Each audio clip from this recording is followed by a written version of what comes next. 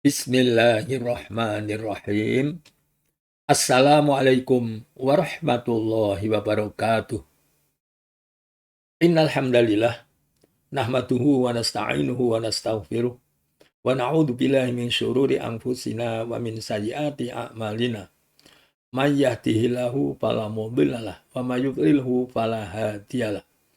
Wa asyhadu an la ilaha illallah wahdahu la syarikalah wa asyhadu anna Muhammadan abduhu wa rasuluhu la nabiyya ba'dah. Allahumma sholli ala Muhammad wa ala alihi wa ashabihi wa man tabi'ahum bi ihsanin ila yaumiddin. Amma ba'd. Selanjutnya saya akan menyampaikan mengenai penemuan Al-Quran dalam huruf Braille atau penemuan huruf Braille Arab yang dapat digunakan untuk menulis Al-Quran dan disebut Al-Quran dalam huruf Braille. Kita mengetahui bahwa huruf Braille Latin ditemukan pada pertengahan abad ke-19 oleh seorang tunanetra dari Perancis yaitu Louis Braille. Dia menemukan abjad, ya, bisa menciptakan abjad dengan titik-titik timbul. Tetapi waktu itu terjadi semacam tawar-menawar, ya, karena huruf itu sebenarnya dimulai dari huruf sandi, ya, oleh angkatan perang, oleh militer, ya, lain oleh Barbier. Ya.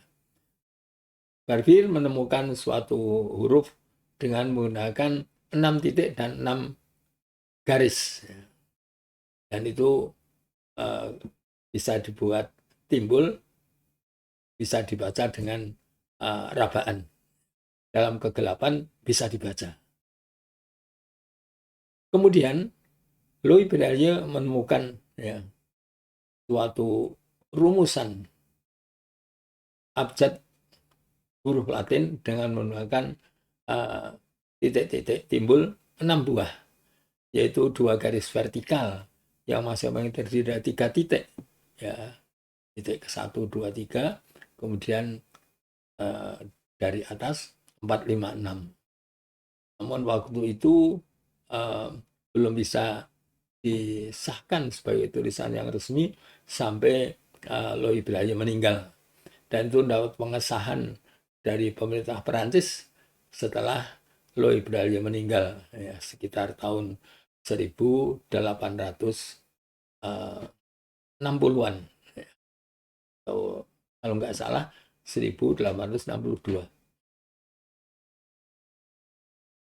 Nah, kira-kira 100 tahun setelah ditemukan huruf Braille, ya, yaitu pada tahun 1951, diadakan pertemuan di Perancis. Dan juga selanjutnya diadakan pertemuan di Beirut.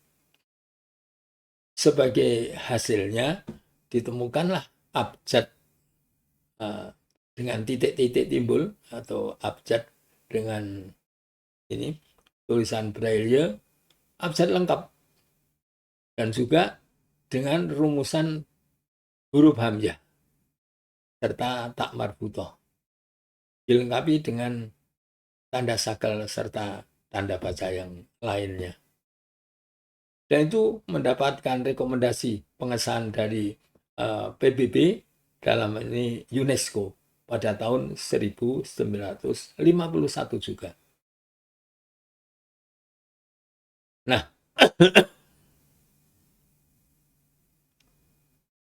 Al-Quran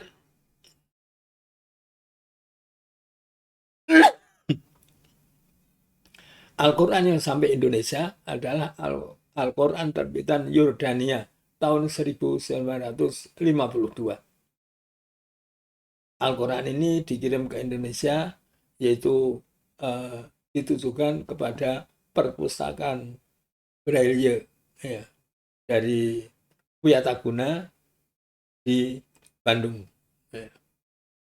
Al-Quran terbitan Yordania ditulis dengan rasem Utsmaniyah.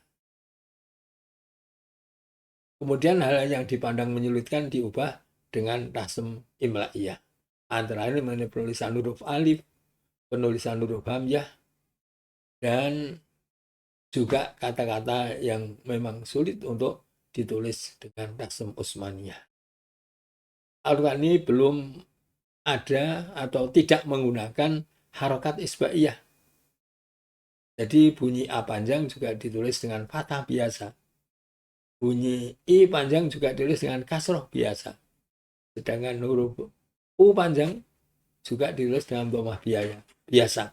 Seperti tulisan walakin, kemudian bihi, lahu, itu tidak menggunakan harokat isbaiyah. Dalam Al-Quran ini juga belum menerapkan tanda mat atau tanda panjang yang dalam Braille dirumuskan dengan titik 246. Jadi menulis alif lam mim pada awal surat ya cukup ditulis dengan huruf alif lam dan mim tanpa tanda apa-apa. Dan Al-Quran ini diketahui juga belum menggunakan tanda wakof. Jadi hanya ditulis dari ayat per ayat lengkap dari surat Al-Fatihah sampai surat An-Nas. Sedangkan yang sampai ke Indonesia yang dibawa ke Yogyakarta oleh Bapak Dirjen Rehabilitasi Penyandang Cacat Kementerian Sosial, Bapak Arif, dan diberikan kepada Bapak Supardi Abdul Somad, itu berupa jilid ke-6 yang berisi awal surat Al-Ankabut sampai akhir surat Az-Zumar. Kemudian terbitan Arab Saudi, saya membaca terbitan tahun 1997. Tulisannya sama dengan tulisan Al-Quran terbitan Yordania. Hanya sedikit perbedaan. Untuk menulis fatatain dalam mat ayat, Al-Quran terbitan Yordania meletakkan setelah huruf alif. Seperti lafaz kitaban, maka ditulis kaf, kasroh, ta alif, ba alif, fatatain. Dan Arab Saudi menulisnya fathah tanwin lebih dulu, kemudian alif. Kemudian setiap huruf yang mendapatkan huruf mat, yaitu mendapat huruf alif, huruf wawu atau ya, maka huruf itu diberi harokat.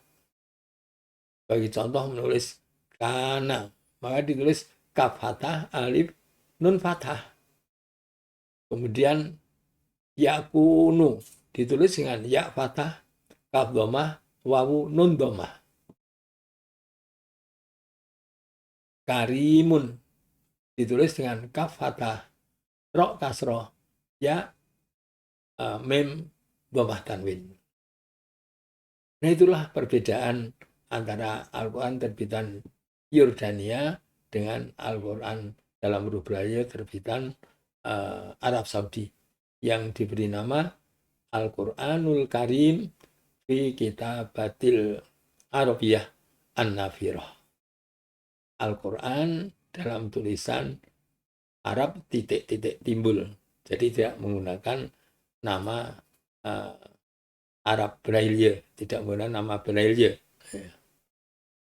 Kemudian Al-Quran terbitan Pakistan yang saya mengetahuinya terbitan tahun 1962. Al-Quran ini sudah lebih lengkap lagi karena Al-Quran ini dengan rasem yang sama dengan Quran sebelumnya. Jadi Quran terbitan Pakistan rasumnya sama dengan Al-Quran terbitan Yordania, terbitan Arab Saudi. Tapi dalam memberikan syakel atau tanda baca ada perbedaan. Yang pertama, Al-Quran Pakistan menerapkan harokat isbaiyah. Jadi bunyi A panjang itu ditulis dengan fathah tegak titik keempat. Seperti lafaz Allah, maka itu menggunakan fathah isbaiyah titik keempat. Kemudian juga menggunakan kasroh isbaiyah titik ke-45. Jadi menulis bihi adalah ba kasroh, ha kasroh isbaiyah titik 45. Begitu pula dhammah isbaiyah juga digunakan. Seperti menulis lahu, maka dari selam fathah, ha dhammah isbaiyah titik ketiga 46. Nah ini Pakistan kita ketahui adalah bukan negeri Arab.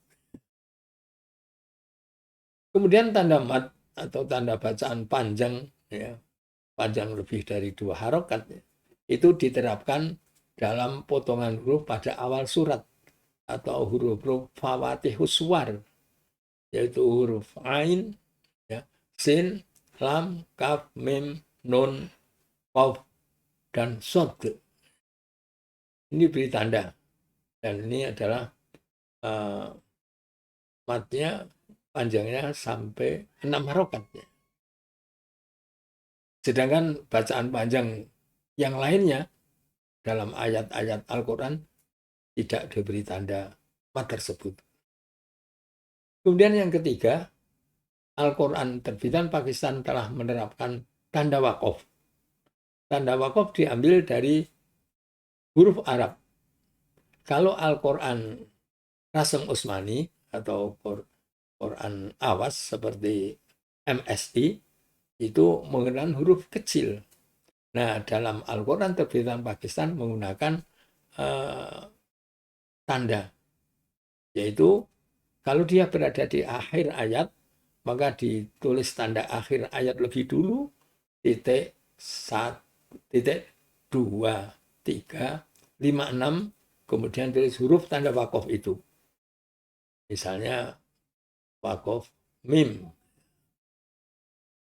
Tanda tersebut, ya, 2, 3, 5, 6, kemudian huruf mim. Kalau berada di tengah kata, di tengah kalimat, ya, di tengah ayat, maka ditulis dengan titik 36, kemudian huruf tanda wakof itu.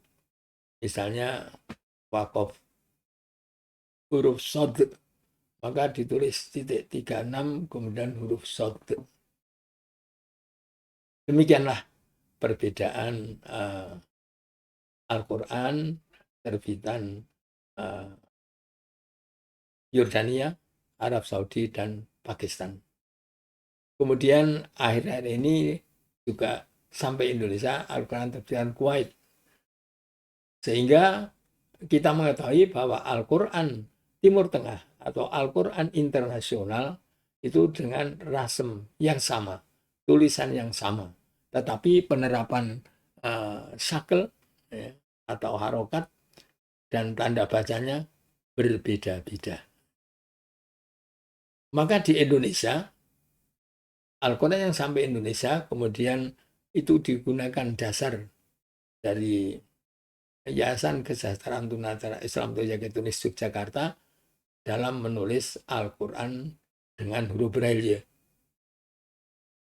Tunis mencontoh Al-Quran Yordania dan Al-Quran Pakistan. Kemudian tanda yang diubah yaitu tanda wakof. Tunis dalam menerbitkan menggunakan tanda wakof, tapi mencontoh dari Al-Quran Rasem Utsmani terbitan tahun 60-an. Dengan demikian, Al-Quran Tunis atau Al-Quran Indonesia menggunakan rasem yang sama dengan Al-Quran Timur Tengah atau Al-Quran internasional, tapi dengan harokat atau tanda baca yang berbeda.